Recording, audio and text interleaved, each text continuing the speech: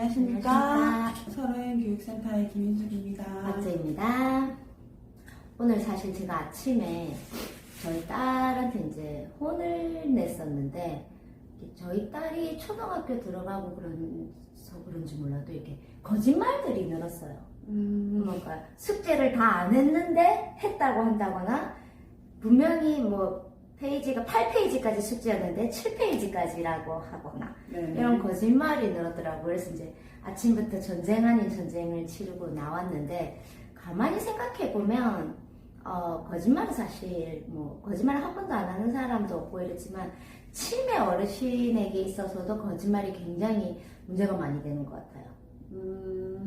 그러니까 뭐 안 먹었는데 먹었다, 네. 먹었는데 안 먹었다, 또는 너가 나의 무언가를 훔쳐갔다, 또는 뭐 나는 안 나갔었다, 아니면 나갔었다, 이런 사소한 거짓말들도 굉장히 보호자들이나 케어하시는 분들 힘들게 하는 경우가 있거든요. 그런 거짓말로 네, 그런 인해서. 경우가 많죠.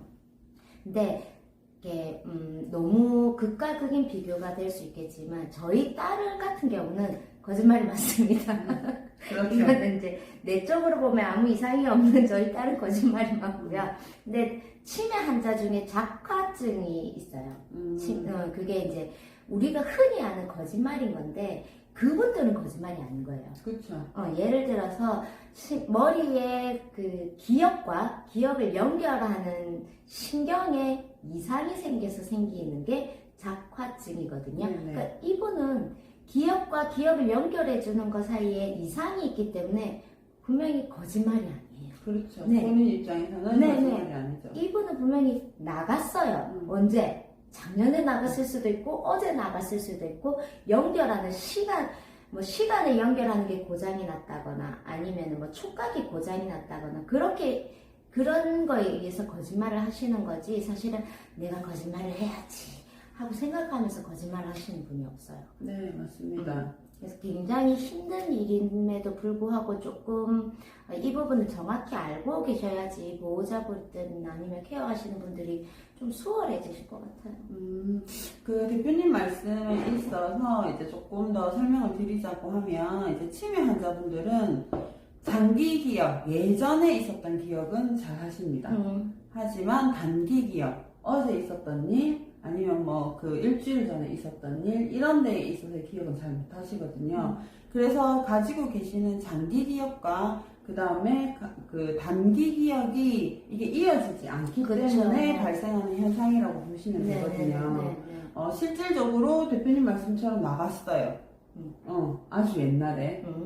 하지만 들어오신 기억은 없으신 거죠. 네. 그렇기 때문에 본인 입장에서는 거짓말이 아님에도 불구하고, 이제 받아들이는 입장에서는 사실 치매 환자분을 돌보는 일은 쉬운 일은 절대 아닙니다.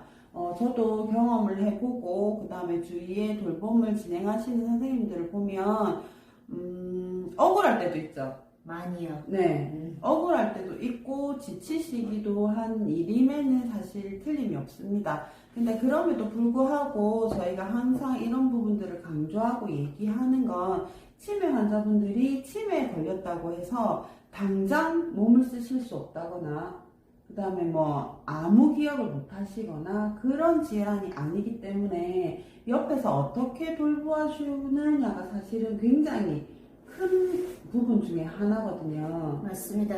예를 들어서 작화증 환자라고 하면 이게 나쁜 마음을 먹고 하는 게 아니지 그렇죠. 않습니까? 병에 의해서 거짓말을 하게 되는데, 그러면 어떻게 케어를 할 거냐에 대해서 상당히 굉장히 조심스러운 부분도 많고 굉장히 궁금한 부분도 많거든요. 그러니까 예를 들어서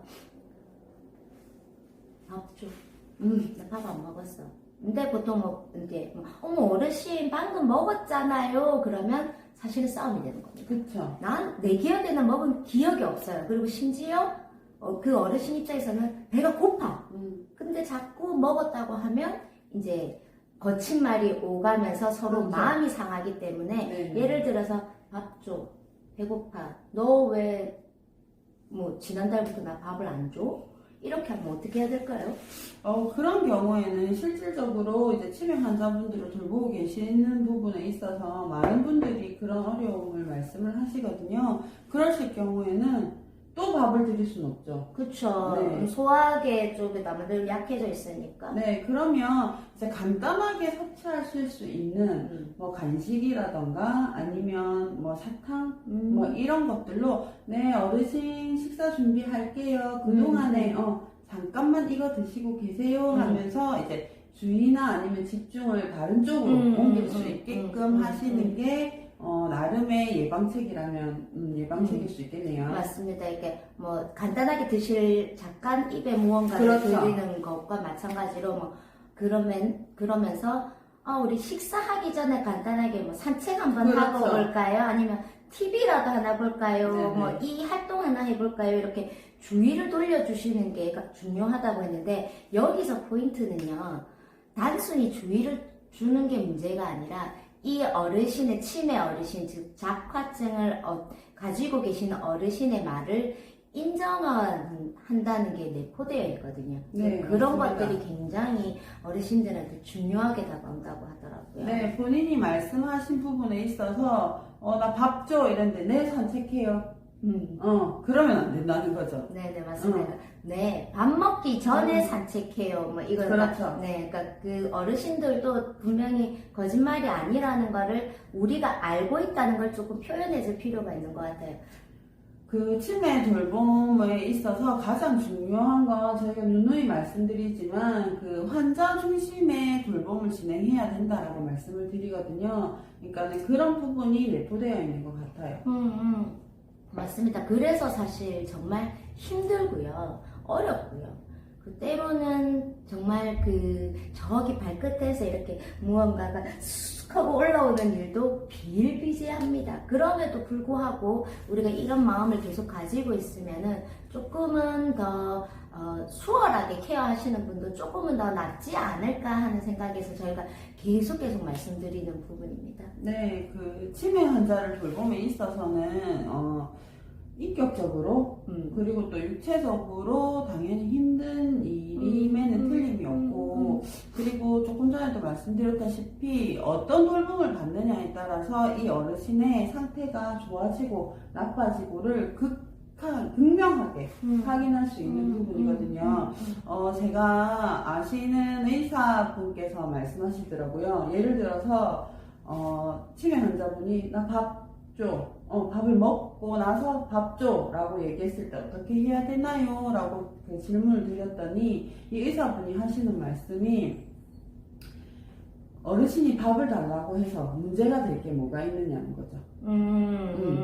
또 밥을 달라고 하면 거기에 맞는 뭐 이렇게 우리가 조금 전에 말씀드렸던 그런 방법들을 사용함에 있어서 곤란한 문제가 하나도 아니다라는 거죠. 단지 곤란한 게 아니라 단지 귀찮다는 그렇죠. 거죠. 네네.